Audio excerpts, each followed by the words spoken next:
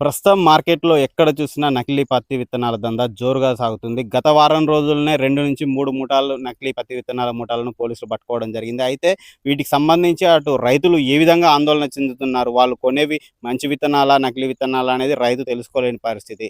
దీనికి సంబంధించి రైతులు ఎలాంటి జాగ్రత్తలు తీసుకోవాలనేది అటు పోలీసులు, ఇటు అధికారులు ఏం చెప్తున్నారో తెలుసుకుందాం. ప్రభుత్వం యొక్క ఉద్దేశం, పోలీస్ శాఖ ఉద్దేశం, రైతులు ఎవరు కూడా ఈ నకిలీ విత్తనాల బారిన పడకుండా మంచి నాణ్యమైనటువంటి విత్తనాలు, ఇదే రేట్లో నాణ్యమైన విత్తనాలు వస్తాయి.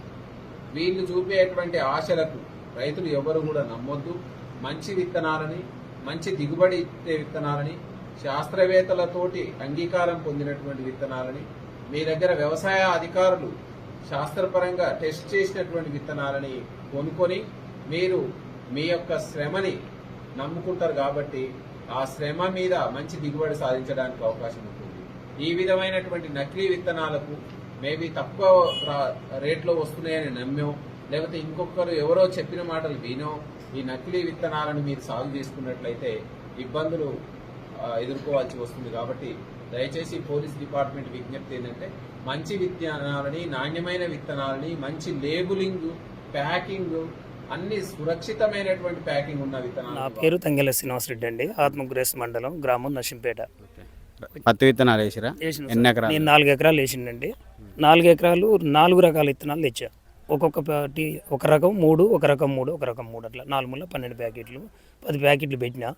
పోయినసారి అయితే మాకు నకిలీ అనేది ఏం తెలియలే. తీసుకున్న సీడ్లో 2 ఎకరాలు వేస్తే 20 క్వింటాలు వచ్చింది.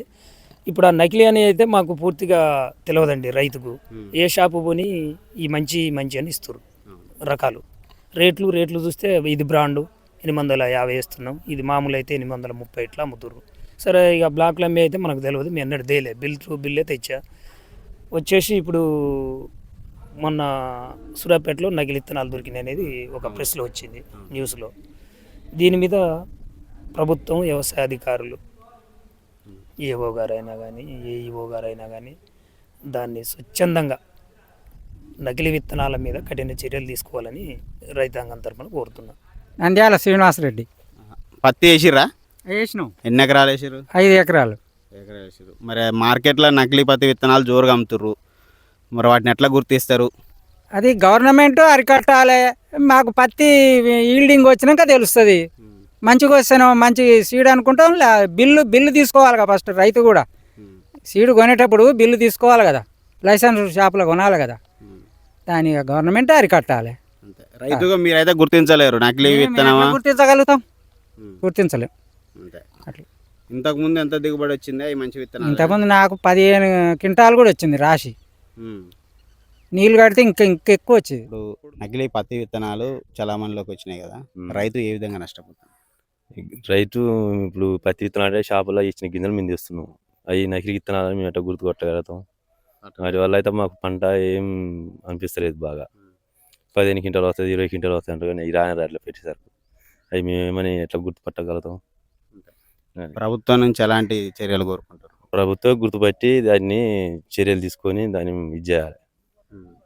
దానివల్ల మేము నష్టపోవడం వాళ్ళు గుర్తించేసి మాట్లాడతారు. పేరు? నంద్యాల జాన్ రెడ్డి. ఎన్ని ఎకరాలు వేసినావు పత్తి? 5 ఎకరాలు. 5 ఎకరాలు. మరి మార్కెట్లో నకిలీ పత్తి విత్తనాలు అయితే జోరుగా అమ్ముతుర్రు. మరి నువ్వు తీసుకున్న ఒరిజినల్ నకిలీ అనే నీకు ఎట్లా తెలుస్తుంది? మేము గుర్తు చేయలేము, రైతుగా నష్టపోతాం. ఇంతకు ముందు వేసిరా? వేసినాం. దిగుబడి మంచిగా వచ్చిందా? ఇంతకు ముందు వచ్చింది మంచిగా. మరి ఈసారి ఎట్లా వస్తుందో? ఈసారి మన జిల్లాలోనే 2 మూటాలను పట్టుకురు పోలీసులు నకిలీ పత్తి విత్తనాలను. మరి మీరు తెచ్చిరా పత్తి విత్తనాలు? ఎక్కడ తెచ్చిరు, ఎట్లా?